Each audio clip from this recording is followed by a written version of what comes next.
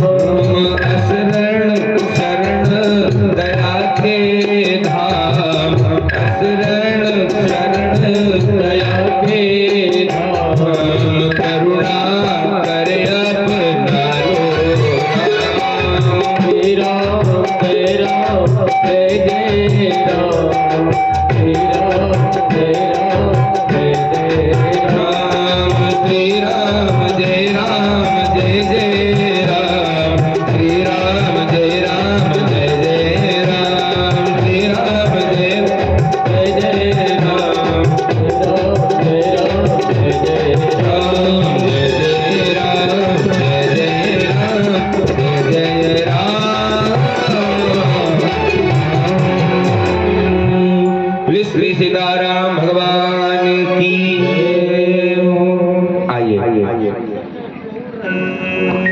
आइए हम आप भागवत जी की पावन कथा में प्रवेश करते हैं।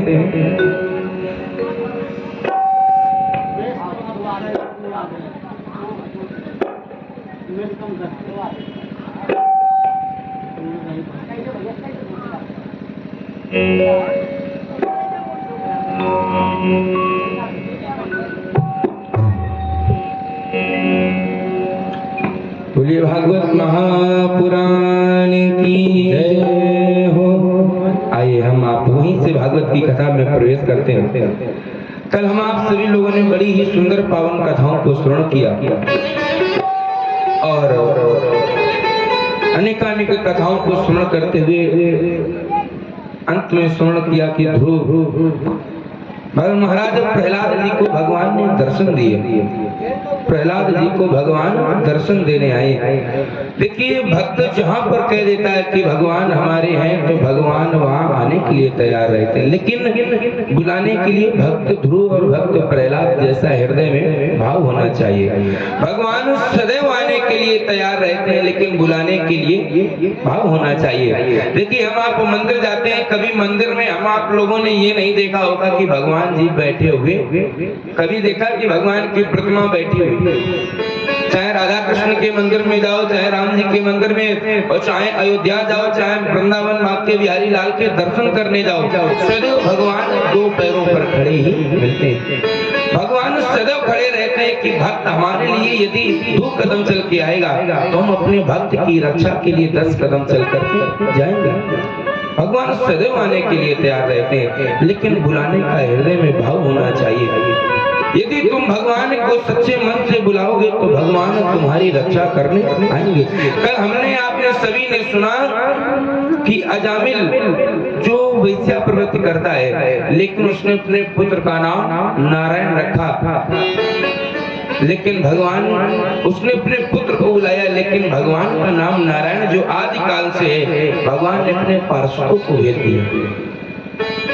भगवान अपने नाम की रक्षा के लिए, अपने नाम की लज्जा के लिए कभी भी आ सकते हैं। भाव कुभाव अनक आलसों नाम जपत मंगल दिशि दसों। भगवान को यदि भाव से बुलाओ तो भी आएंगे, और यदि कुभाव से फिर भी भगवान आने के लिए तैयार रहते हैं। लेकिन बुलाओ तो सही, कैसे भगवान को बुलाओ, और भगवान सदैव आने के लिए तैयार रहते हैं। और एक बात बता दें कि जिसको इस संसार में कोई नहीं जानता, जिसको इस संसार में कोई नहीं जानता, और जब भगवान की कृपा उस पर हो जाती है तो फिर उसे पूरा संसार जान जाता है। यदि भगवान ध्रुव जी को ना मिलते, प्रहलाद जी को ना मिलते, तो क्या आज हम आप प्रहलाद को जानते? नहीं जान पाते। यदि भगवान तुम्हारे जीवन में आ जाएंगे तो फिर तुम्हें अपना परिचय देने की आवश्यकता नहीं, आपका परिचय तो खुद हो जाएगा। लेकिन भगवान को बुलाओ, भगवान सदैव आने के लिए तैयार रहते हैं। और जिसके जीवन में भगवान एक बार आ जाते हैं भैया, फिर उसे पूरा संसार जान जाता है। इसलिए किसी ने कहा है, जिनको को नहीं जानत जग में, जिनको को नहीं जानत जग में, उनको प्रभु आप जनावत हो। और जब इतने काम किए तुमने, तब दीनानाथ कहावत हो। जिसको कोई नहीं जानता भगवान उसको भी जना देते हैं। भगवान उसके जीवन में आ जाए फिर उसे पूरा संसार जान जाता है। जिनके घर भोजन साथ नहीं, तिन 56 भोग पवावत हो। जब इतने काम किए तुमने, तब दीनानाथ कहावत हो। भगवान तो दीन बंधु हैं, भगवान सब पर कृपा करने वाले हैं, लेकिन बस बुलाने के रास्ते होने चाहिए। जिसने भगवान को जैसे पाना चाहा, भगवान उसके पास वैसे पहुंचे। देखिए, रावण जानता था कि भगवान राम आएंगे और हमें एक न एक दिन हमारा अंत हो ही जाएगा, लेकिन भगवान के हाथों से हो जाए इससे बड़ी बात क्या होती है।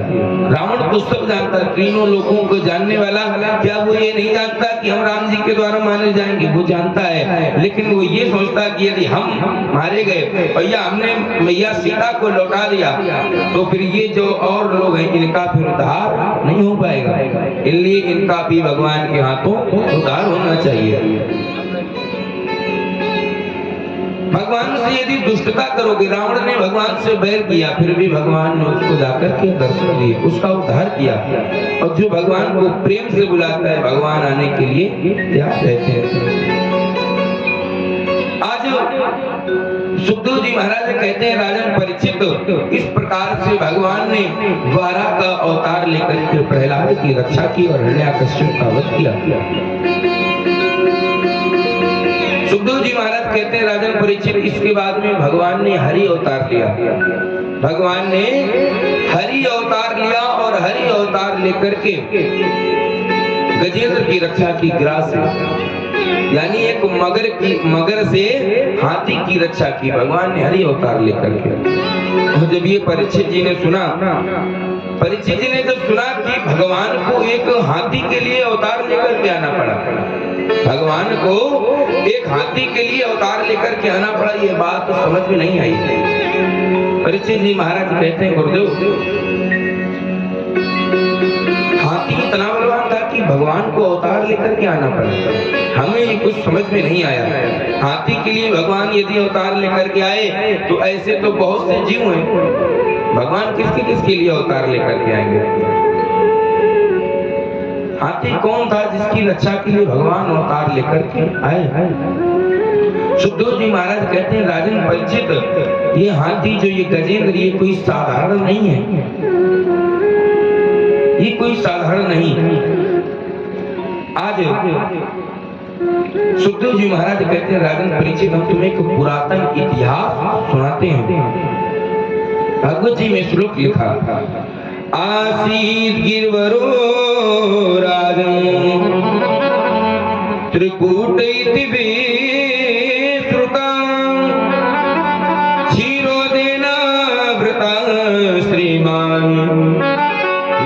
भोजनानामो स्मृता। सुखदेव जी कहते हैं राजन परीक्षित आसीद गिरवरो राजन।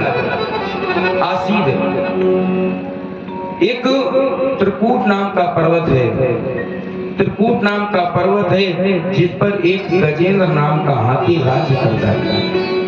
देखिए जो भागवत में गजेंद्र और ग्राह की कथा आई, ये कोई हाथी और मगरमच्छ की कथा नहीं है, ये हमारे और आप सबके जीवन की कथा है। बस एक बार यदि तुम ध्यान से इस कथा को सुन लोगे तो फिर तुम्हें अपना और पराया में फर्क नजर आने लगेगा। ये ऐसी कथा है भागवत जी की।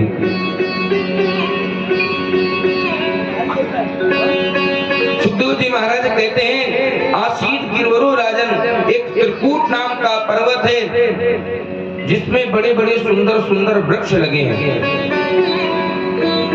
ये त्रिकूट नाम का पर्वत है, इसमें बड़े बड़े सुंदर वृक्ष लगे हैं और इस पर्वत के मध्य में एक बहुत बड़ा सुंदर सा सरोवर है यानी तालाब है। और ये हाथी जब उस पर्वत पर रहता है तो ये इतना बलवान है, हाथी इतना बलवान है कि इसे अपने बल का अभिमान है। इस हाथी को अपने बल का अभिमान है और इस हाथी के साथ में हथनियां भी रहती हैं जो हाथी की पत्नियां हैं, और इसका परिवार, इसके बच्चे भी रहते हैं।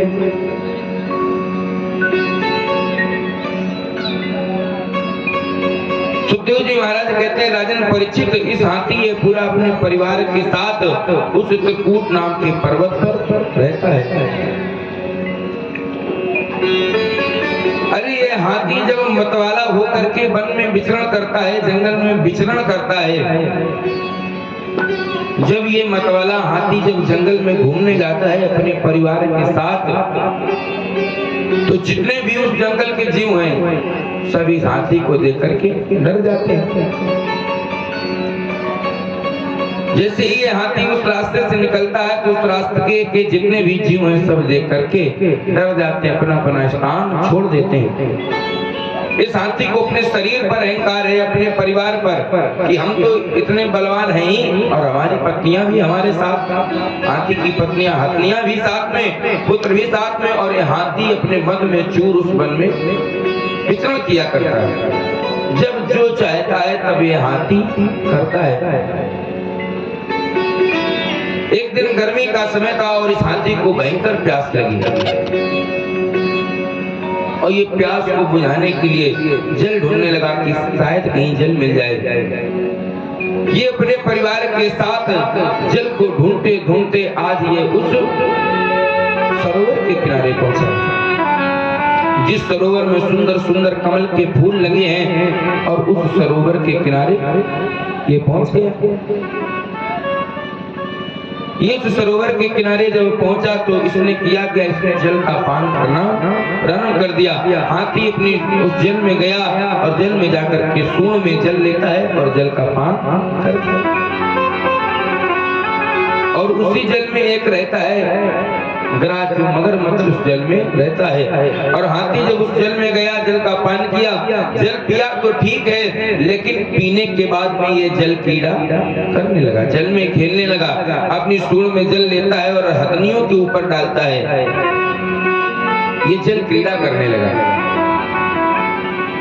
ये जल जब क्रीड़ा करने लगा तो जब जल क्रीड़ा करने लगा तो उस सरोवर का जल गंदा होने लगा, और जब सरोवर का जल गंदा होने लगा तो उसके अंदर रहने वाले मगर ने विचार किया कि इतना सुंदर तालाब है, इसमें सुंदर सुंदर कमल के पुष्प लगे हैं और कोई पशु आकर इस जल को दूषित कर रहा है। अब वास्तव में जब तुम किसी के घर को बिगाड़ोगे, जब तुम किसी के घर को बिगाड़ोगे तो घर का मुखिया कैसे देख सकता है भाई? घर के उसके जल के अंदर रहने वाला मगर, अब तो जल में उसी मगर का राज है और तुम उसके जल को दूषित करोगे तो कैसे देख सकता है? जब किसी के घर के बिगाड़ोगे तो कैसे कोई देख सकता है? और आज भी यही होता है। कुछ माताओं ने सोचा कि बगल वाले घर में नई नई शादी होकर के आई और सास बहू में इतनी बनती कि साल भर हो गए आज तक कोई लड़ाई नहीं हुई। माताओं ने सोचा बड़ी सुंदर बात है, लड़ाई नहीं हुई लेकिन कुछ तो हमें करना चाहिए। तो माता जी गईं और जा करके फिर बहू को समझाना चालू किया। अब बहू को ऐसा समझाया कि दूसरे दिन चालू हो गई लड़ाई। अब सास जान गई कि ये पड़ोसी का पूरा काम है, वही आती हैं और उन्होंने ही ये सब किया है। तो फिर जब वो जान जाएंगे तुम्हें कैसे आने देंगे अंदर। दूसरे दिन तुम जाओगे तो तुम्हें बाहर से घर में आने की कोई आवश्यकता नहीं। ऐसे ही आज ये कहा जाने गया कि हमारे जल को दूषित कर रहा है, तो आज इस मगरमच्छ ने जाकर के उस हाथी का पैर पकड़ लिया। आज इस मगरमच्छ ने जाकर के उस हाथी का जैसे ही पैर पकड़ा, अब हाथी ये बाहर निकलने की कोशिश करता है। देखिए जो हाथी ये कोई और नहीं, एक अभिमानी व्यक्ति है, और जो उसके अंदर ग्रह मगरमच्छ ये भी कोई नहीं, ये माया रूपी ग्रह है। जब हम आप अभिमान में फंसते चलते जाते हैं, अभिमान कर लेते हैं, तो माया आकर के हमें और जकड़ लेती है, और जब माया जकड़ लेती है तो फिर ये जीव उस माया से निकल नहीं पाता है। ये कोई हाथी और मगरमच्छ की कथा नहीं, ये हाथी और मगरमच्छ एक मान लीजिए कि एक विकल्प रख दिया गया। ये कथा तो हमारे और आपके जीवन में लागू करती है। हम आप भी यही करते हैं, अपने परिवार में फंस जाते हैं, फिर परमात्मा को भूल जाते हैं, और फिर जो काम करते हैं फिर उस काम में फंसते चले जाते हैं, माया हमको लपेट लेती है। ऐसे ही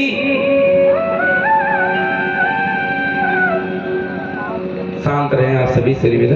ऐसे ही आज मगर ने जब उस हाथी का पैर पकड़ लिया, पैर को कस के जकड़ लिया, अब हाथी बाहर निकलने की कोशिश करता लेकिन नहीं निकल पा रहा। इसने सोचा कोई साधारण जीव होगा जिसने हमारा पैर पकड़ा है, हम तो मत वाले हैं, जब चाहेंगे तब भिड़ जाएंगे और इससे बाहर निकल आएंगे, लेकिन नहीं निकल पा रहे। क्यों?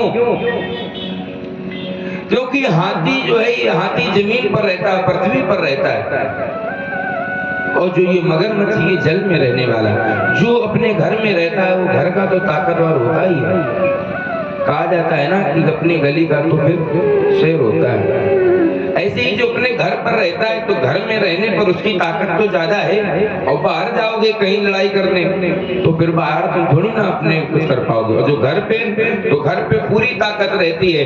ऐसे ही ये मगर जो है ये जल में रहने वाला, इसकी ताकत जल के अंदर अधिक है, और जो हाथी पृथ्वी पर रहने वाला, इसकी पृथ्वी पर ताकत, और जब ये जल में गया तो ये अपनी ताकत नहीं लगा पा रहा।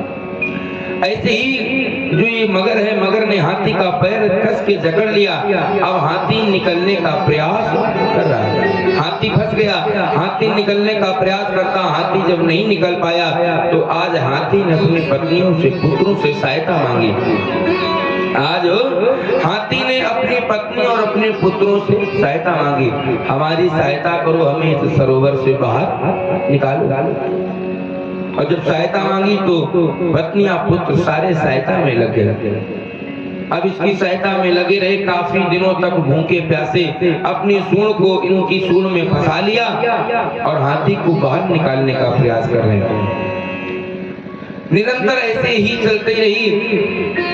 जब 2-4 दिन बीत गए, पुत्र और पत्नियां भूखे प्यासे निकालने में लगी हैं, लेकिन ये हाथी उस सरोवर से नहीं निकला। और जब ये हाथी उस सरोवर से आज नहीं निकला तो जो इसके पुत्र हैं, हाथी के जो पुत्र हाथी को छोड़ करके जाने लगे। देखिए ये जीवन अपने जीवन से लागू करना कथा को, तुम्हें पूरी कथा अपने आप समझ में आ जाएगी। अब इस हाथी के पुत्र हाथी को छोड़ करके जाने लगे। हाथी ने कहा अपनी पत्नियों से, देवी ये पुत्र कहाँ जा रहे हैं? तो पुत्र बोले, पिताजी हम आपकी भूखे प्यासे कब तक सेवा करते रहेंगे? हम आपको इस दलदल से निकालने का कब तक प्रयास करें? हम कई दिनों से आपको निकाल रहे हैं पर आप इस दलदल से नहीं निकल पा रहे हैं, इसलिए हम आपकी अब सेवा नहीं कर पाएंगे, क्योंकि हमें भी भूख लग रही है, हमें भी प्यास लग रही है, और हम अपने काम के लिए जाते हैं। आज हाथी समझ गया, हाथी को आज जैसे ये झटका लगा कि पुत्र छोड़ करके जा रहे हैं तो हाथी आज अपनी पत्नियों से कह रहा है, देवी देख रही हो ये वही पुत्र हैं जिन्होंने जब जौन सा फल मांगा हमने इनको उस पेड़ से तोड़ करके फल दिया, और आज ये पुत्र जब हम पर विपत्ति आई तब ये हमें छोड़ करके जा रहे हैं। पत्नियों ने कहा कोई बात नहीं, पुत्र छोड़ करके जा रहे हैं, हम तो तुम्हारी सहायता कर रहे हैं, हम आपको उस सरोवर से बाहर निकालेंगे। पुत्रों के छोड़ के चले जाने के बाद पत्नियां हाथी को बाहर निकाल रही। समय बीतता गया, आज एक वह समय आ गया, आज वह भी समय आ गया कि आज पत्नियां भी सरोवर से बाहर नहीं निकाल पा रही और पत्नियां भी साथ छोड़ करके जाने लगी। आज जब गजेंद्र की पत्नियां गजेंद्र का साथ छोड़ करके उस सरोवर से जाने लगी तो आज गजेंद्र ने पूछा, देवी तुम कहाँ जा रहे हो?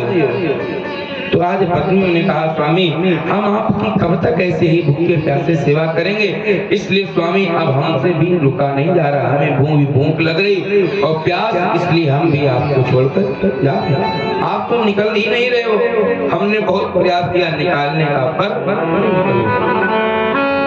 आज गजेंद्र अकेला पड़ गया। आज जब ये हाथी अकेला पड़ गया तो ये जान गया ये है जरूर पशु, लेकिन आज ये जान गया कि वास्तव में कोई किसी का साथ नहीं देता। आज गजेंद्र को मानो वैराग हो गया। गजेंद्र जान गया कि कोई किसी का साथ नहीं देता। जब तक तुम्हारे शरीर में जान है तब तक तो तुम्हारा परिवार, तुम्हारे रिश्ते नातेदार सब तुम्हारे साथ रहेंगे, और जिस दिन तुम्हारे शरीर में जान नहीं उस दिन से तुम्हारा कोई साथ नहीं देने वाला। ये इतना सुंदर शरीर है जिसको लोग बहुत चाहते हैं, हमारे पिता हमारे पुत्र, लेकिन जब इस शरीर से भैया प्राण निकल जाते हैं ना तो इस शरीर को कोई 24 घंटे घर पर रखना नहीं। बस यही कहते हैं कि मिट्टी हो गई, मिट्टी इसको ले जाओ, ज्यादा देर तक रखोगे तो फिर बदबू आने लगेगी। ये वही लोग कहते हैं जिनके लिए हम आप अपना पूरा जीवन लगा देते हैं, वही लोग अंत में ये कहते हैं कि अब घर में ज्यादा देर न रखो। आज गजेंद्र जान गया। देखिए हमने शुरुआत में भी कहा ये कोई हाथी और ग्राह की कथा नहीं, ये हमारे आपके जीवन की कथा है। हम आप भी यही गलतियां करते हैं। हमारे आपके पास थोड़ा धन आया, हमारे आपके पुत्र बड़े हो गए, परिवार में बड़े ही सुखी से हम आप रहते हैं, तो फिर बस ये सोचते हैं कि हमारे मुकाबले का कोई नहीं। हम आप भी यही गलतियां करया करते हैं। और तो और जब हमारे पुत्र नहीं साथ देते तो हम क्या सोचते हैं कि हमारे पड़ोसी हैं, आसपास पड़ोसी, ये भी हमारा साथ देंगे। ऐसी हम आप उम्मीदें अपने आसपास पड़ोसियों से लगाते हैं, रिश्तेदारों से अपनी उम्मीद लगाते हैं कि कोई साथ नहीं देगा तो हमारे पड़ोसी साथ देंगे। हमारे यहाँ फोर व्हीलर नहीं है, हमारे यहाँ फोर व्हीलर नहीं है। यदि हमारे रात में कोई दिक्कत होती है, कोई बीमारी अचानक से आती है तो कम से कम हमारा पड़ोसी तो हमें अस्पताल ले जाएगा। लेकिन भैया सच बता दें, जब विपत्ति आती है तो फिर कोई साथ नहीं देता, केवल परमात्मा ही साथ देता है, कोई किसी का साथ नहीं देता। जिस पुत्र के लिए हम आप इतनी धन संपत्ति इकट्ठा करते हैं वो पुत्र भी साथ नहीं देता। इसीलिए किसी ने कहा है, जिन्हें तुम प्यार करते हो वही तुमको जलाएंगे, जला करके बहा करके घर वापस लौट आएंगे, और मिलने के बाद तेरे कपड़े उतार लेंगे, और मरने के बाद वही पुत्र कपड़े उतार लेते हैं।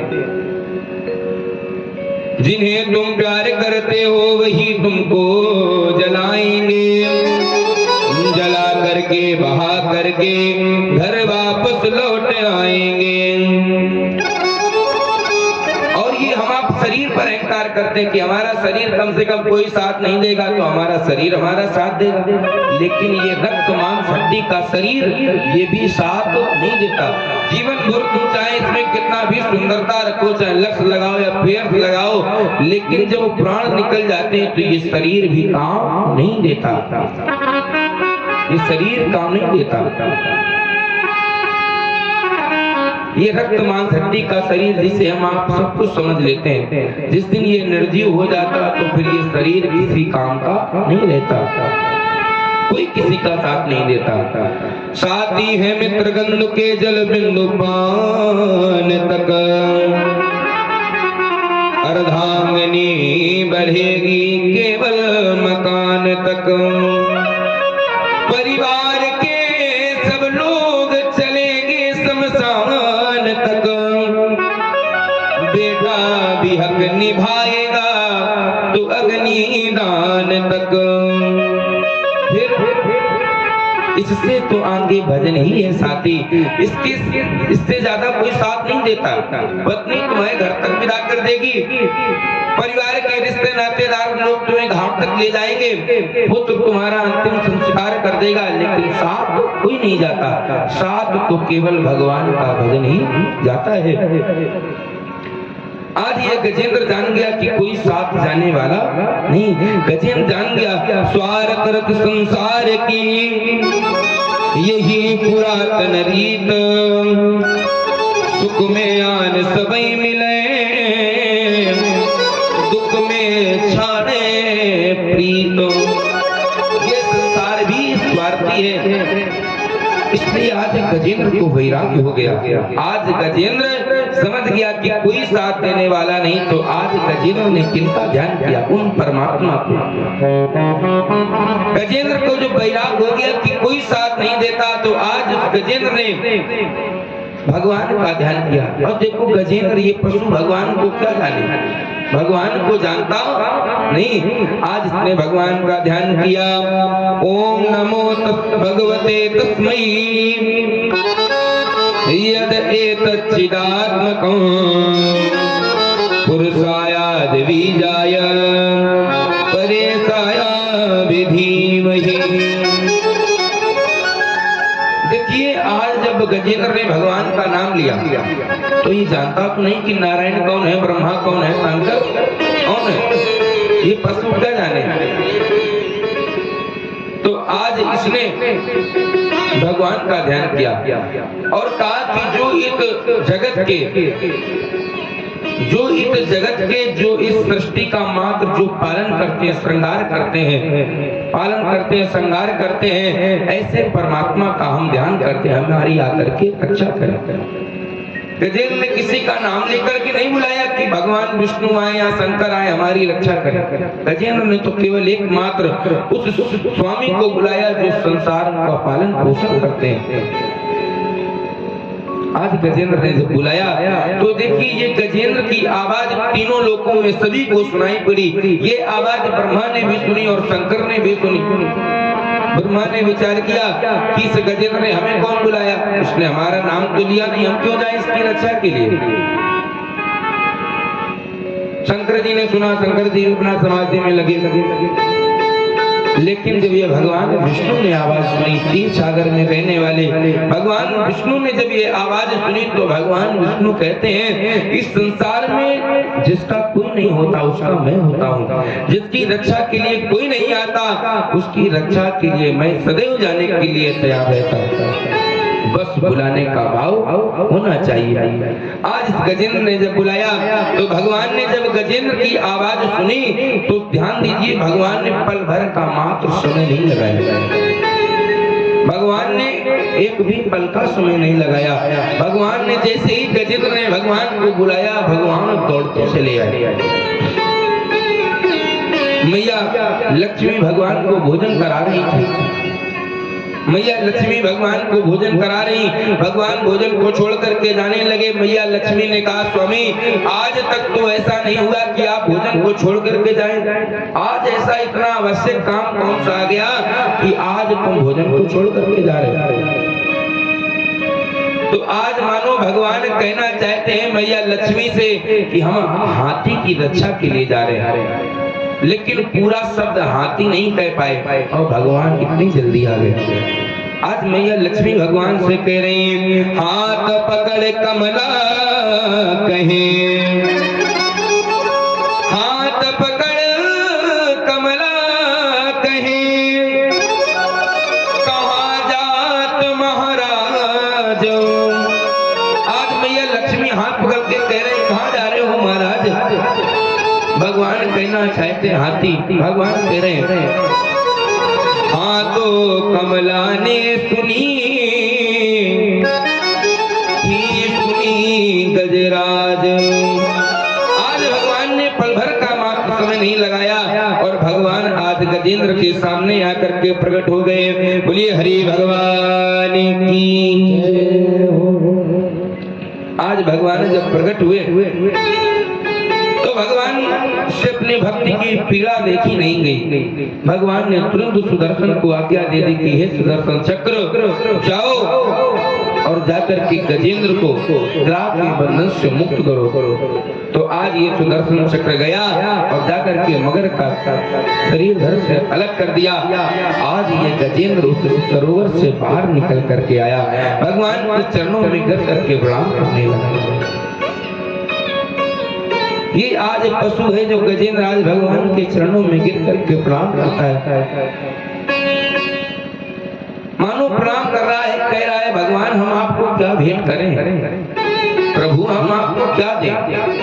वास्तव में यदि भगवान आ जाए हमारे पास तो हम आप उनको कुछ नहीं भेंट कर सकते, क्योंकि सब तो उन्हीं का ही दिया है। और जो पूरे संसार को हर एक वस्तु देते हैं उन परमात्मा को हम कुछ प्राणी क्या दे सकते हैं, कुछ नहीं दे सकते भगवान को। आज ये हाथी भगवान के चरणों में गिर करके प्रार्थना करता है, सरकार आपने हमारा संकट टाला, हम आपको क्या भेंट करें। ये गजेंद्र कहता है, रत्नाकरस्त्वां गृहपत्नी च पद्मां। हे प्रभु यदि हम आपको रत्न देना चाहें, रत्न तो आप तो क्षीर सागर समुद्र में रहते हो जहाँ से रत्न निकलते हैं और हम आपको रत्न दे, ये तो एक छोटी सी भेंट होगी। और यदि लक्ष्मी भी देना चाहें तो लक्ष्मी मैया तो पहले से ही आपके पास में विराजमान है, हम आपको क्या दें। किम देहमस्ति तुभ्यं जगदीश्वराय आभीरवाम नयनाम हितमा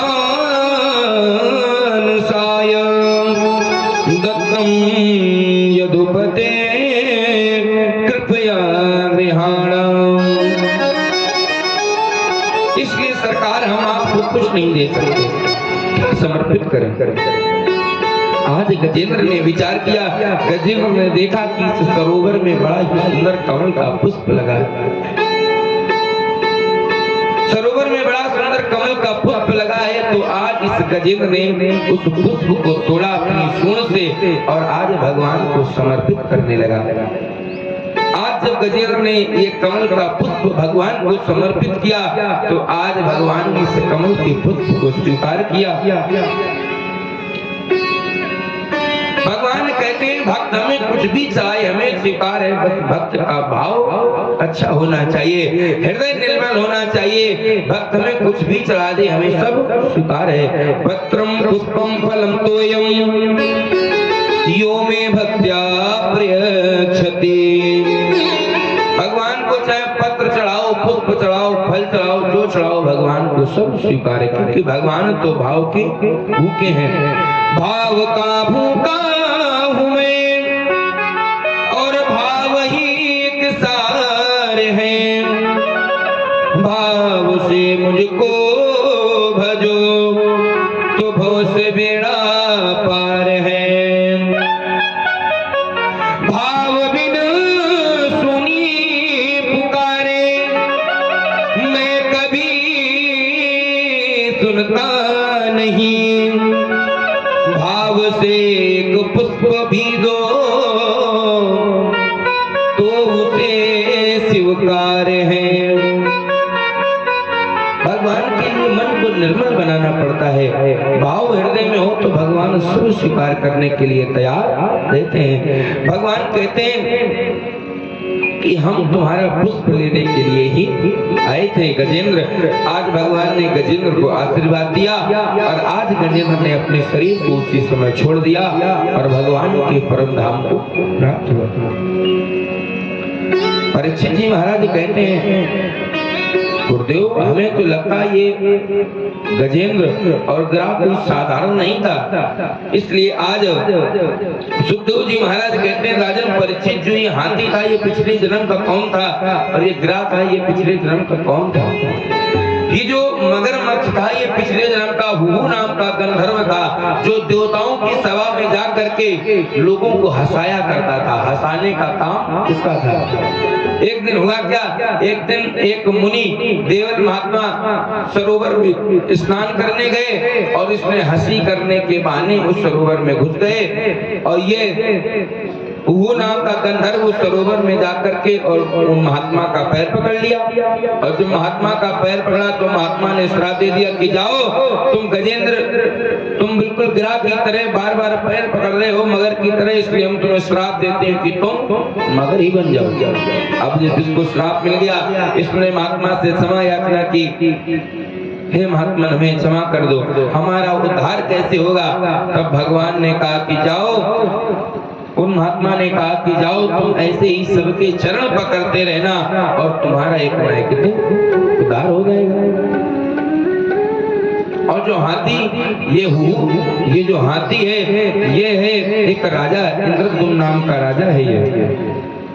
ये राजा है जो युवा अवस्था से ही भगवान का भजन करता।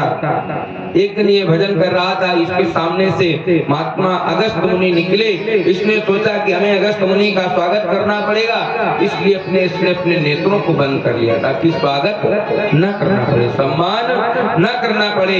अगस्त मुनि जान गए कि ये हमें देख करके नेत्र बंद किए, तो अगस्त मुनि ने भी श्राप दे दिया कि जाओ तुम गजेंद्र की तरह मत वाले हो, इसलिए हम तुम्हें श्राप देते हैं, तुम भी हाथी बन जाओ।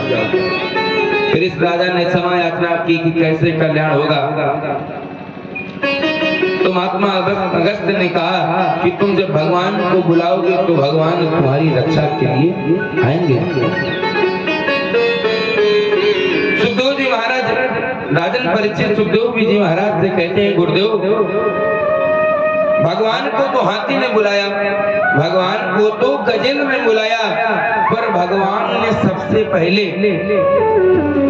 ग्राह पर कृपा क्यों की। सबसे पहले ग्राह का उद्धार किया भगवान ने, बुलाया तो भगवान को हाथी ने, लेकिन भगवान ने ग्राह का उद्धार कैसे किया। सुखदेव जी महाराज कहते हैं राजन परीक्षित, भगवान कहते हैं कि हमारी पूजा करो या ना करो, यदि तुम हमारे भक्त का भी सम्मान कर दोगे फिर भी तुम्हारा कल्याण होने वाला है। इसलिए कभी भी भगवान के भक्तों से कुछ नहीं कहना चाहिए। आज भगवान ने इस प्रकार से गजेंद्र और ग्राह पर कृपा करी। बोलिए हरे भगवान की जय हो। तारा है सारा जमाना, श्याम हमको भी तारो, तारा है सारा जमाना, श्याम हमको भी तारो, तारा है सारा जमाना, श्याम हमको भी तारो, तारा है सारा जमाना, श्याम हमको भी तारो, हमको भी तारो,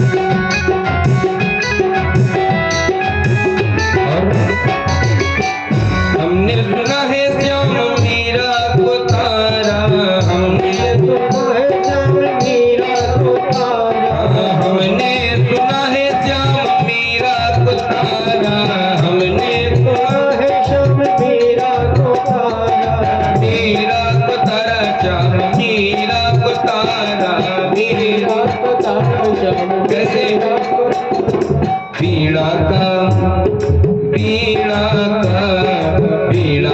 करके बहाना, श्याम हमको भी तारो, तारा है तारा जमाना, श्याम हमको भी तारो, तारा है तारा जमाना, श्याम हमको भी तारो, तारा है तारा जमाना, श्याम हमको भी तारो। हरि बोल।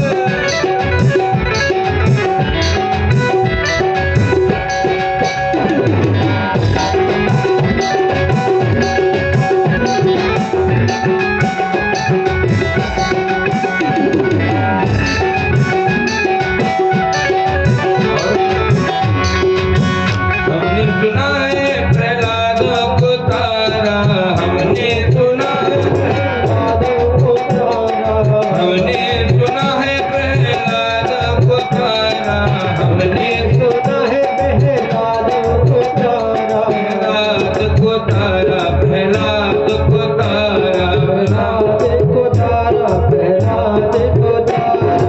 अम्बे का करके बहाना, श्याम हमको भी तारो, तारा है तारा जमाना, श्याम हमको भी तारो, तारा है तारा जमाना, श्याम हमको भी तारो, तारा है तारा जमाना, श्याम हमको भी तारो, तारा है तारा जमाना, श्याम हमको भी तारो, तारा है तारा हमको भी तारो।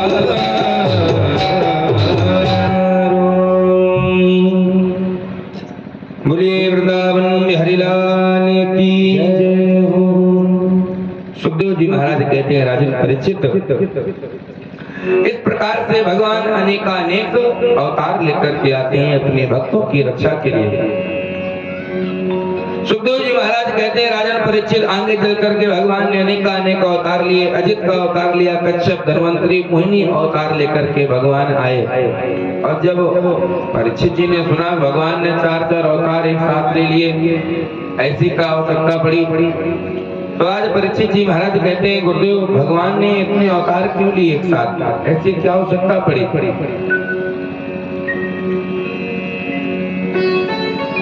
सुखदेव जी महाराज कहते हैं राजन परीक्षित,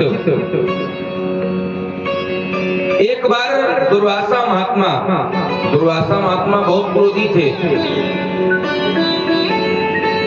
एक बार दुर्वासा महात्मा भगवान श्री नारायण के दर्शन करके लौट रहे थे, और दर्शन करके लौट रहे थे तो भगवान ने एक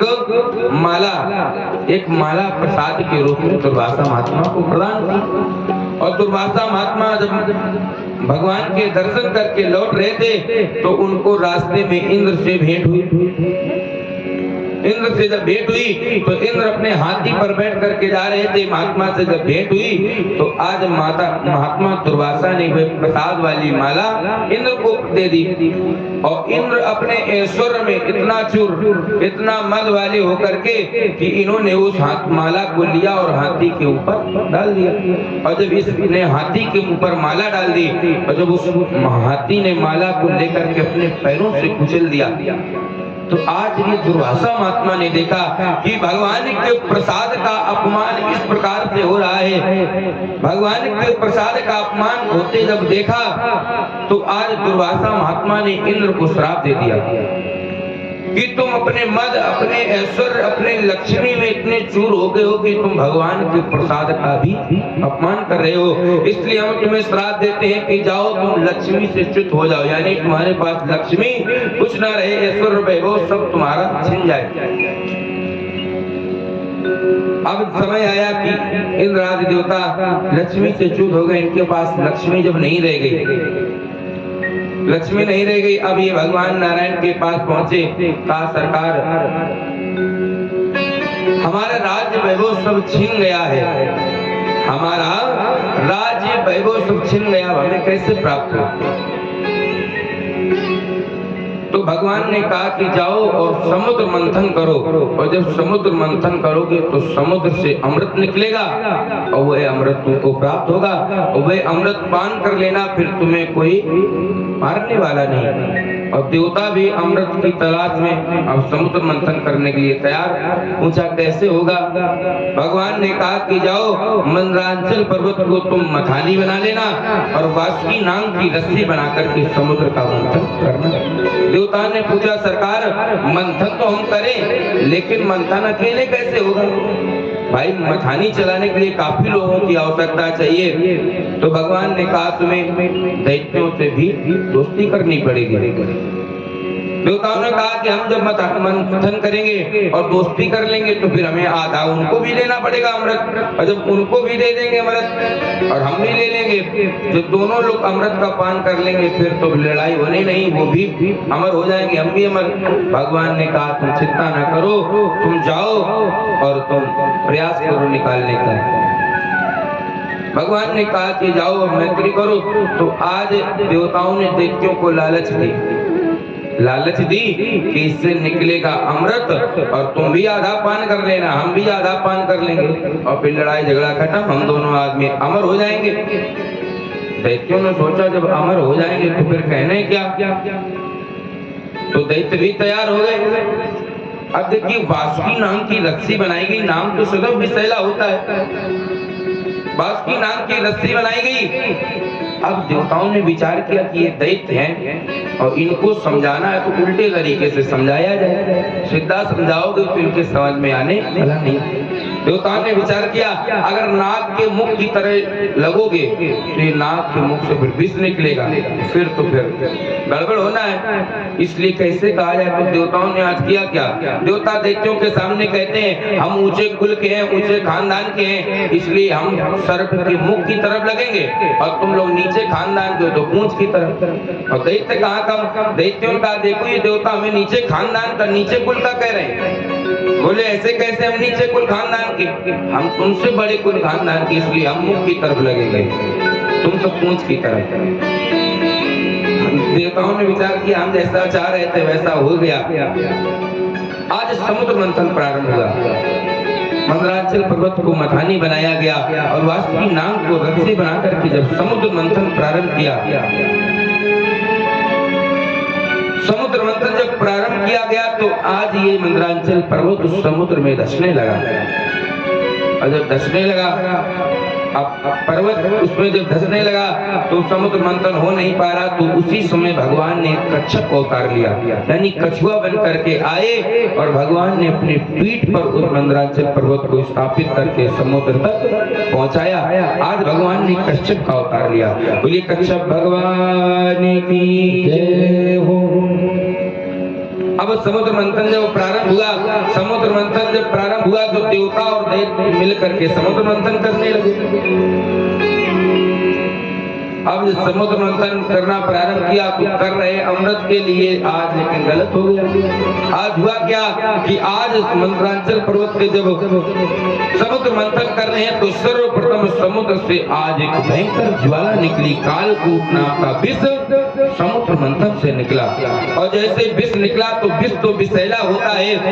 दैत्य जो सर्व की पूंछ की तरफ लगे हैं, कई दैत्य तो घायल भी हो गए, कुछ बेहोश हो गए और कुछ का तो पता ही नहीं।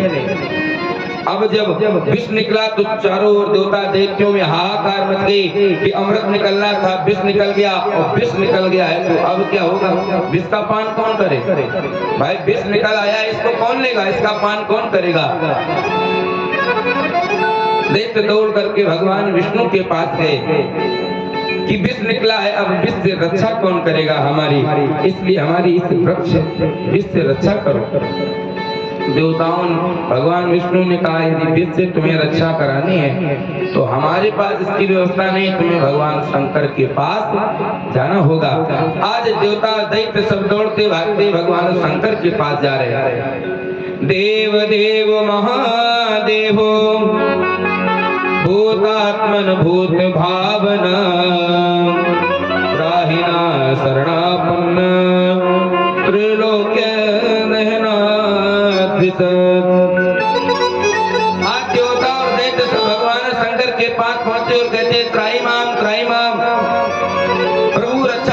अच्छा करो। भगवान शंकर समाधि से उठे। भगवान शंकर ने पूछा, क्या हो गए देवता और दैत्य एक साथ, इतना भयभीत हो, क्या हो गया? आज देवता और दैत्यों ने मिल करके भगवान शंकर से कहा, सरकार हम समुद्र मंथन कर रहे थे और समुद्र मंथन से ये विष निकला है जिसके द्वारा अनेक जीवों की हत्या हो गई, और इस विष का कौन पान करे? इसलिए सरकार हम आपसे निवेदन करते हैं इस विष का पान आप ही कर दीजिए। देखो भगवान शंकर से देवता दैत्य कह रहे हैं कि विष का पान आप कर लीजिए। कल भी बताया था कि भोले बाबा के जैसा कोई देवता नहीं। आज भगवान शंकर से कहा कि विष का पान कर लो, तो भगवान शंकर कहते हैं कि हमारे बगल में मैया पार्वती भी बैठी। मैया पार्वती बैठी, इनसे भी तो पूछना चाहिए भाई, बिना उनकी मर्जी के कैसे? तो आज भगवान शंकर मैया पार्वती से पूछ रहे हैं, देवी ये देवता जो है, ये देवता विष का कलश लेकर के आए हैं और कह रहे हैं विष का पान करने के लिए। इसलिए पार्वती तुम बताओ हम विष का पान करें कि ना करें? अब आप ही बताओ, संसार की ऐसी कौन माँ होगी जो अपने पति से कहेगी नहीं तुम विष का पान कर लो? कोई नहीं कहेगा। और वो तो जगत जननी जगदम्बा आदि शक्ति त्रिपुर सुंदरी मैया पार्वती, उनसे भगवान शंकर कह रहे हैं, देवी ये कह रहे हैं विष पान करने को, तो बताओ कि हम विष का पान करें? जब ये पूछा विष का पान, मैया पार्वती कहती है स्वामी, मैया पार्वती कहती है स्वामी हम आपसे कैसे कह सकते हैं कि आप विष का पान करो? संसार की कोई ऐसी स्त्री नहीं होगी जो अपने पति से कहे कि तुम विष का पान करो। हम कैसे आपसे कह सकते हैं कि आप विष का पान करो? लेकिन सरकार हम आपसे एक ही चीज कहना चाहते हैं कि ये देवता सब आस लगा करके आए हैं, और यदि आप इनके प्राणों की रक्षा नहीं करोगे, इनके जीवन की रक्षा नहीं करोगे, तो फिर ये कहां जाएंगे?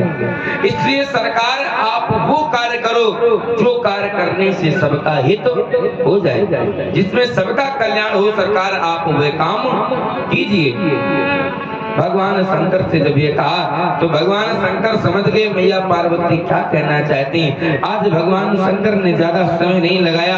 भगवान शंकर के हृदय में राम जी की झांकी सदैव विद्यमान रहती है। भगवान शंकर राम जी को अपने हृदय में सदैव विराजमान रखते हैं, सदैव राम नाम लिया करते हैं। आज भगवान शंकर ने उस विष को लिया और विष को लेकर के आज भगवान शंकर ने रा कह करके अपने मुंह को खोला और सारे विष को अपने कंठ में धारण कर लिया और मां कह करके अपने कंठ को आज भगवान शंकर ने बंद कर लिया, मुख को बंद कर लिया मां कह करके। भक्तों ने पूछा सरकार ये जो विष है इस विष को आपने हृदय में क्यों नहीं उतारा?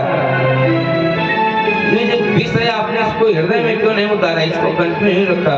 भगवान शंकर कहते हैं कि हमारे हृदय में रहते हैं भगवान श्री राम, और भगवान श्री राम के हृदय में पूरी सृष्टि समाई है। और यदि ये विष हमारे हृदय में उतर गया और हमारे हृदय में यदि ये विष उतर गया और हमारे भगवान को कुछ हुआ तो ये सृष्टि भी नहीं रहने वाली, क्योंकि भगवान राम तो पूरी सृष्टि का पालन करते हैं, भगवान विष्णु पूरी सृष्टि का पालन पोषण करते हैं। और जब उन परमात्मा तक ये विष पहुंच जाएगा तो फिर संसार रहने वाला नहीं। यहाँ तो सब हाहाकार से बचने के लिए आए हैं, और यदि कंठ से नीचे उतर जाएगा तो फिर हाहाकार हो जाएगी। आज भगवान ने शंकर ने कंठ में ही अपने विष को धारण कर लिया। आज भगवान शंकर का कंठ नीला पड़ गया, इससे भगवान शंकर का एक और नाम पड़ गया, बोली नीलकंठ भगवान की। वास्तव में भगवान शंकर जैसा देवता संसार में मिलना मुश्किल है, अद्भुत देवता है भगवान शंकर। थोड़ी सी बात याद आ गई, हम आपको बता दें देखिए भगवान शंकर ने जब विष का पान किया तो विष कैसा होता है? गर्म होता है। विष की तासीर कैसी होती है? गर्म। भगवान शंकर ने जब विष का पान किया तो भगवान शंकर को उस जलन के मिटाने के लिए भी तो कुछ चाहिए। लोग कहते हैं भगवान शंकर पर भांग चढ़ती, भगवान भांग खाते हैं, हम भी खा लेते हैं तो क्या जाता है? लोग कह देते हैं ना कि भगवान शंकर भांग खाते हैं, हम भांग खा लेते हैं तो क्या जाता है? भैया हम बता दें भगवान शंकर भांग कभी नहीं खाते, भांग का लेपन करते हैं अपने कंठ पे। क्यों? क्योंकि जो भांग है इसकी तासीर कैसी होती है? भांग खाने वाले लोग जानते होंगे भांग की तासीर ठंडी होती है, इसलिए भगवान शंकर भांग का लेपन अपने कंठ पर करते हैं ताकि जो जलन होती है इस जलन से राहत मिले। और तो और आज के समय में ऐसे ऐसे चित्र भगवान शंकर के आने लगे हैं कि वास्तव में देखने का मन ही नहीं करता है। ऐसे ऐसे चित्र आ रहे हैं कि भगवान शंकर को उसमें लोगों ने ऐसा बना दिया कि भगवान शंकर चिलम का पान कर रहे हैं। ऐसा लोगों ने बना दिया कि भगवान शंकर चिलम का पान करते हैं, लेकिन भगवान शंकर ना तो भांग का पान करते हैं, ना चिलम, ना गांजा, कुछ नहीं भगवान। ये तो आज के प्राणी हैं और हमें लगता है कि चित्र बनाने वालों को भी 1% शर्म नहीं आती। अरे भगवान ने तुम्हें इतना कितना सुंदर बनाया और तुम उन परमात्मा के ऐसे चित्र बनाते हो। भगवान शंकर और हम निवेदन करते, लोग कहते हैं भगवान चिलम पीते हैं, भगवान गांजा खाते हैं, भगवान भांग खाते हैं, तो हम उनसे ये कहते हैं भगवान माना कि सब खाते हैं, लेकिन भगवान धतूरा भी तो खाते हैं। तुम पूरा धतूरा ना खाओ, तुम 2-4 दाना खा करके देख लो। भाई जो लोग कहते हैं भगवान भांग खाते हैं, उनसे हम कहते हैं भगवान यदि भांग खाते हैं तो भगवान धतूरा भी खाते हैं। तुम पूरा धतूरा ना खाओ, तुम 1-2-4 दाना ही खा करके देख लो, गोविंदाय नमो नमः होने में देर नहीं लगती। भगवान शंकर के जैसा देवता संसार में मिलना मुश्किल है। तुम्हारे पास कुछ ना हो, तुम ये कांटे वाला फल लेकर के चढ़ा दो, और कोई कांटे वाला फल हम आपको दे तो हम आप नहीं लेंगे, लेकिन भगवान शंकर पर यदि जाकर के धतूरा भी चढ़ा दो तो भगवान शंकर प्रसन्न हो जाते हैं। लेकिन धतूरे में विशेषता है, यदि धतूरा चढ़ाने वाला धोखे से भी खा ले तो फिर खुश होने में भी देर नहीं लगती। भगवान शंकर के जैसा अद्भुत देवता संसार में मिलने वाला नहीं। भगवान शंकर ने आज विष का पान किया, देवताओं को भेजा, देवताओं ने पुनः समुद्र मंथन प्रारंभ किया। अब जब पुनः से समुद्र मंथन प्रारंभ हुआ तो आज दूसरी बार समुद्र मंथन जब हुआ तो आज समुद्र से कामधेनु नाम की गाय निकली, जो गाय ऋषियों को दी गई, ऋषियों को दी गई कि जिससे यज्ञ अनुष्ठान आदि के कार्यों में इस गाय के दूध का प्रयोग हो सके। कामधेनु गाय निकली जो ऋषियों को दी गई। फिर से पुनः समुद्र मंथन हुआ, उच्चैश्रवा नाम का घोड़ा निकला जो दैत्यराज बलि को प्रदान किया गया। इसके बाद ऐरावत हाथी जो इंद्र को। फिर से जब समुद्र मंथन हुआ, कौस्तुभ मणि निकली, सारक धनुष, 5 जन शंख जो भगवान विष्णु के पास स्वयं चले गए। ये तीनों चीजें जब समुद्र से निकली तो भगवान विष्णु के पास स्वयं चली गई। इसके बाद में जब पुनः समुद्र मंथन प्रारंभ हुआ तो समुद्र से ब्रह्मादि अप्सराएं निकली, पारिजात वृक्ष निकला। ये अप्सराएं और पारिजात वृक्ष जाकर के स्वर्ग में चले गए और स्वर्ग की शोभा बढ़ाने लगे। इसके बाद में जब पुनः समुद्र मंथन प्रारंभ हुआ तो आज चंद्रमा निकला जो आकाश में चला गया। इसके बाद में पुनः से समुद्र मंथन हुआ, कार्तिक कृष्ण पक्ष अमावस्या में जब समुद्र मंथन हुआ तो आज समुद्र से स्वयं मैया लक्ष्मी निकली। आज मैया लक्ष्मी जब उस समुद्र से निकली और जैसे लक्ष्मी निकली तो लक्ष्मी को तो सभी चाहते हैं कि हमारे पास आ जाए। बताओ, लक्ष्मी तो सभी प्राप्त करना चाहते हैं, लक्ष्मी को सब प्राप्त करना चाहते हैं। और आज मैया लक्ष्मी जैसे ही समुद्र से निकली तो सब दैत्य भी सोचते हैं कि हमें प्राप्त हो जाए, देवता सोचते हैं हमें प्राप्त हो जाए, महात्मा दुर्वासा भी सोचते हैं हमें प्राप्त हो जाए, सब उसी लाइन में लगे। मैया लक्ष्मी ने कहा कि हमारा मन जिसके पास जाने को होगा हम उसके पास जाएंगे, इसलिए तुम देवता दैत्य सब लाइन से बैठ जाओ, हमारा मन जिसके पास होगा हम उसके पास जाएंगे। आज मैया लक्ष्मी हाथों में एक पुष्पों का हार लिए हैं और हार लेकर के लाइन में जैसे प्रवेश किए तो पहले मिले कौन? पहले नंबर पे दुर्वासा महात्मा बैठे। दुर्वासा महात्मा बैठे, लक्ष्मी ने, मैया ने सोचा है महात्मा तो बहुत अच्छे, भगवान का भजन भी करते हैं, बहुत अच्छे महात्मा है, परंतु पता ना जीवन बहुत लंबा होता है और हमसे कोई गलती हो जाए और ये महात्मा हमें श्राप दे दें, इसलिए महात्मा के पास नहीं जाना चाहिए। मैया लक्ष्मी वहीं से दूर से राम राम किया और मैया लक्ष्मी आज आगे बढ़ी। आगे जब बढ़ी तो आज मैया लक्ष्मी ने देखा कि बृहस्पति शुक्राचार्य बैठे, बृहस्पति और शुक्राचार्य। मैया ने कहा ये भी बढ़िया है, लेकिन ये अपने शिष्यों पर ही हमेशा आधारित रहते हैं, इनके शिष्य जो कहेंगे गुरुजी वही करेंगे, इसलिए इनका जीवन जब शिष्यों पर आधारित है तो ये हमारे सारे क्या चलेंगे, हम इनके सारे। इसलिए मैया ने आप इनको भी छोड़ा और आगे बढ़े तो ब्रह्मा जी दिखे, चंद्रमा दिखाई पड़े। मैया ने सोचा ब्रह्मा तो चतुराना नहीं, ये भी और अच्छे हैं, चंद्रमा भी अच्छा है, शीतलता प्रदान करने वाला। लेकिन मैया लक्ष्मी ने विचार किया कि इनके पास सब बढ़िया है, लेकिन इन्होंने काम पर विजय नहीं प्राप्त की। इन दो लोगों ने काम पर विजय नहीं प्राप्त की, इसलिए आज मैया इनको भी छोड़ करके चली गई। आगे जब बढ़ी तो आज राजा बलि इंद्र को देखा।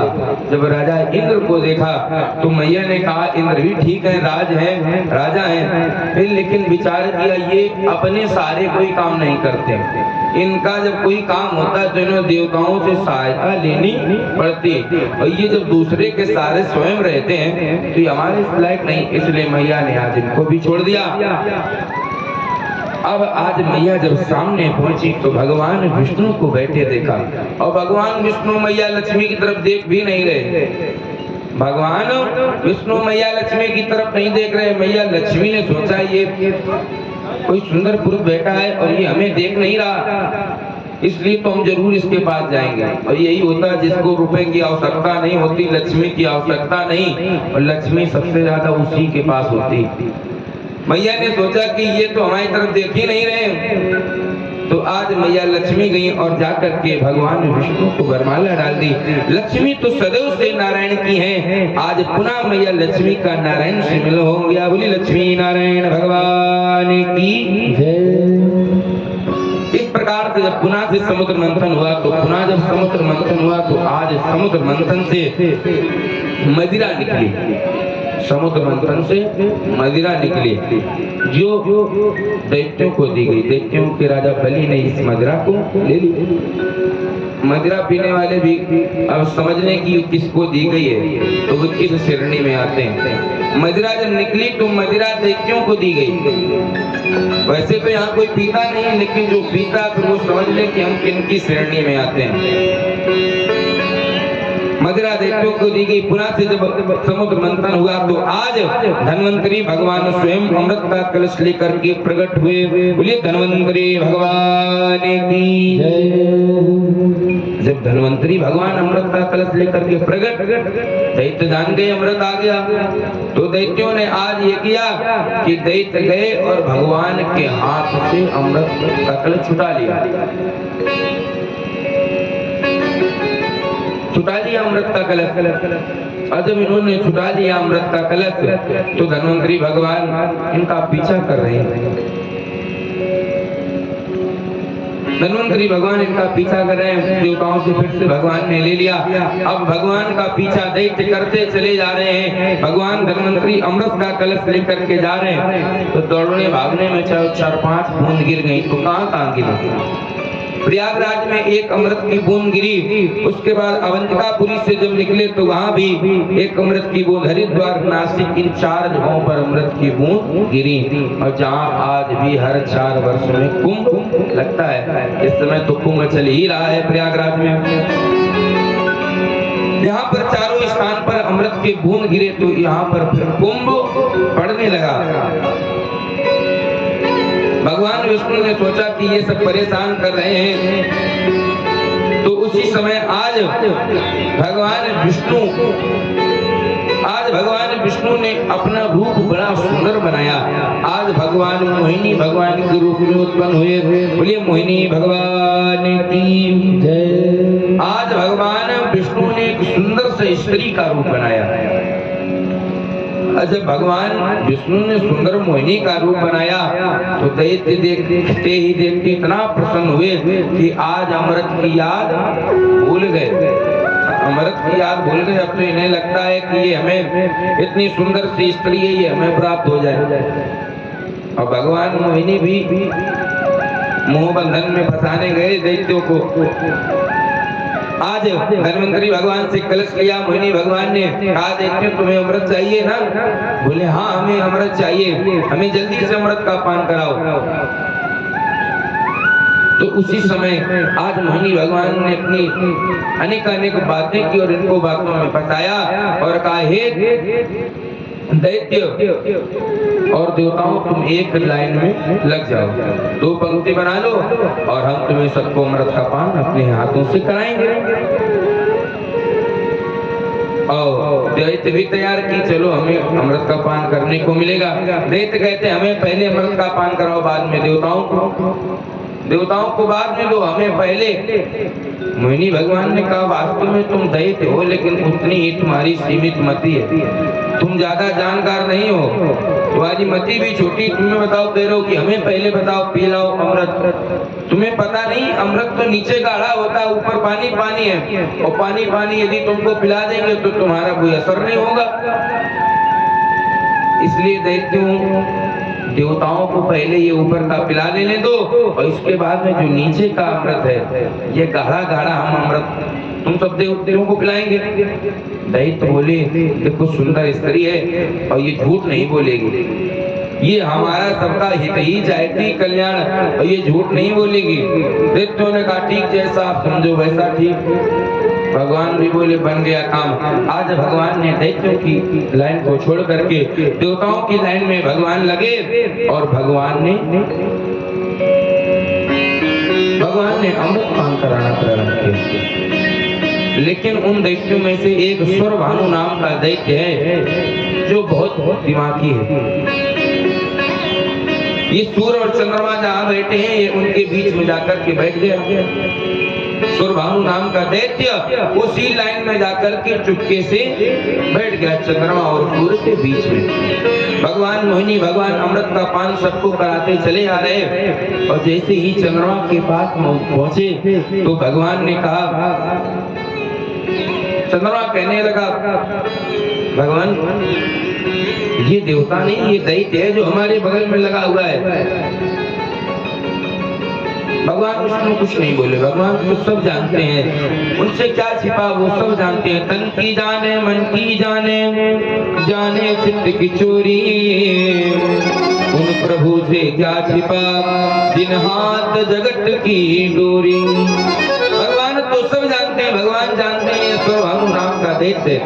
भगवान कहते, चंद्रमा यदि हम तुमको दे देंगे और इसको छोड़ करके आगे बढ़ जाएंगे तो फिर क्या होगा? पंक्ति भेद हो जाएगा और दैत्य भी जान जाएंगे कि ये कोई स्त्री नहीं, ये स्वयं भगवान है। इसलिए अब ये आ गया है तो इसको देना तो पड़ेगा।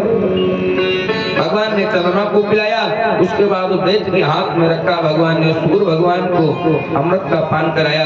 भगवान ने जैसे ही अमृत का पान सूर्य को कराया, भगवान ने तुरंत सुदर्शन चक्र को आज्ञा दी कि जाओ और जाकर के सूर्य भानु दैत्य का वध कर दो। लेकिन ये तो तेज दिमाग का था, इसने तुरंत से अमृत का पान किया। पहले तो ये एक था, स्वरभानु नाम था इसका, ये एक दैत्य था, लेकिन जब इसने अमृत का पान कर लिया अब ये अमर हो गया। और जब सुदर्शन चक्र चला तो सुदर्शन चक्र के चलने से यह 1 से 2 हो गया, इसका सर अलग धड़ अलग हो गया। ये नहीं मरा, इसने अमृत का पान कर लिया, यह अमर हो गया। ये कोई और नहीं, यही राहु और केतु के नाम से आज भी जाने जाते हैं। और तभी आपने देखा होगा कि कभी चंद्र ग्रहण होता है, कभी सूर्य ग्रहण पड़ता है। उस दिन से फिर इन राहु और केतु ने सूर्य और चंद्रमा से बैर मान लिया।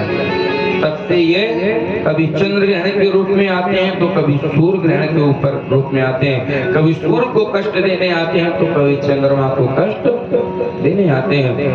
मुनि भगवान ने इस प्रकार से सभी को अमृत का पान कराया। और आज भगवान अमृत का पान करा करके अंतर ध्यान हो गए।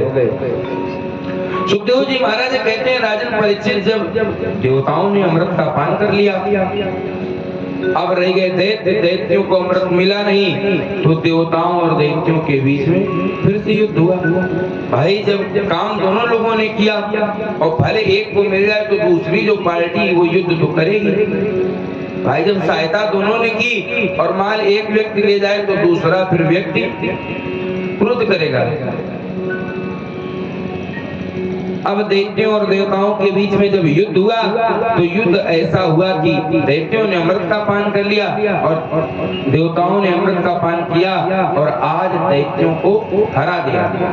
दैत्यों को हरा दिया। जो दैत्यों का राजा बलि, इसको भी देवताओं ने मार दिया। देवताओं ने मार करके आज इंद्र आदि देवता सब इंद्रलोक में जाकर के शासन करने लगे।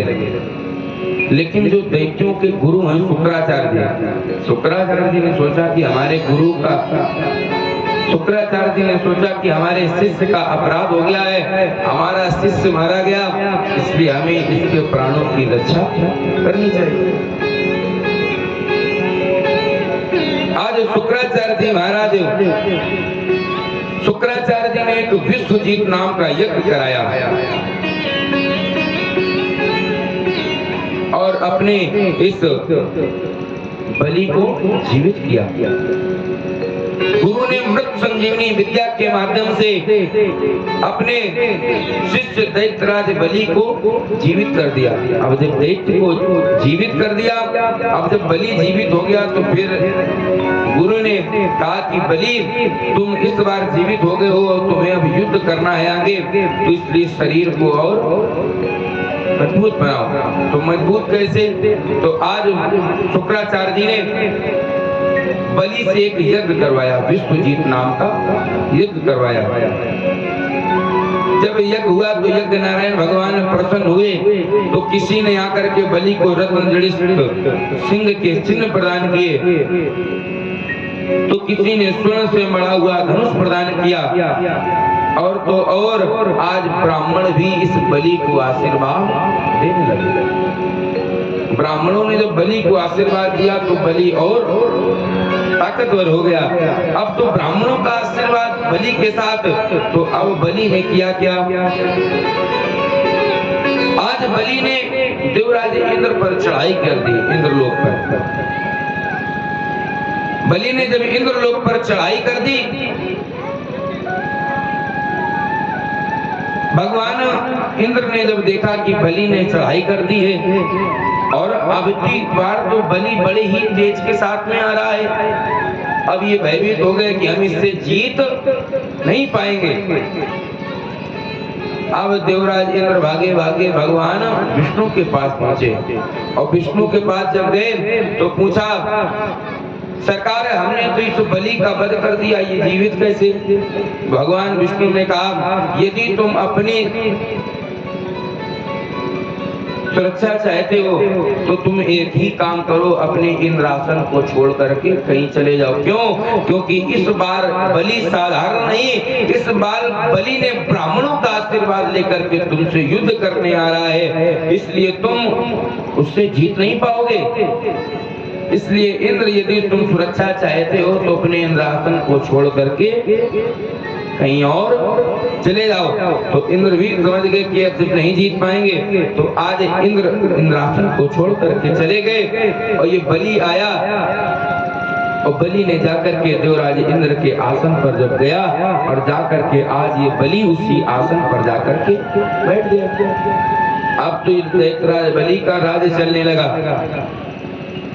अब जो देवता श्रीहीन हो गए, अब इनका कुछ ऐश्वर्य नहीं रह गया।